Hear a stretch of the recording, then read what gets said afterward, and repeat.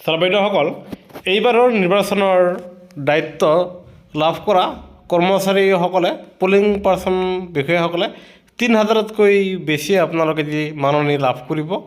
আৰু এয়া চাওক, আমি এখন জিলাৰ এয়া আমি লাভ কৰিছোঁ। আৰু সেই জিলাত যি কৰ্মচাৰীসকলে ডিউটি সামৰিব, এয়া চাব প্ৰিচাইডিং অফিচাৰসকলে তেওঁ ৰেমুনেশ্যন দিয়ে আৰু ৰিফ্ৰেছমেণ্ট মিলি টোটাল ৩,৭৫০ টকা লাভ কৰিব। ঠিক তেনেদৰে ফাৰ্ষ্ট পলিং অফিচাৰজনে লাভ কৰিব, এয়া চাব ৰেমুনেশ্যন ১৬০০ টকা, দিয়ে ৭৮০ টকা, আৰু ৰিফ্ৰেছমেণ্ট ৮৫০ টকা মিলে ৩,২৩০ টকা।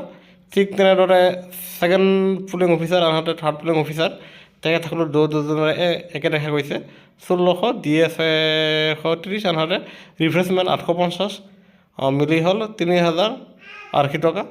আৰু যাৰ ফলত লাভ কৰিব ১৩,১৪০ টকা, আনহাতে ১০০ টকা এটা দিব, এয়া হ'ল আপোনাৰ কিবাকিবি কিনা নামত।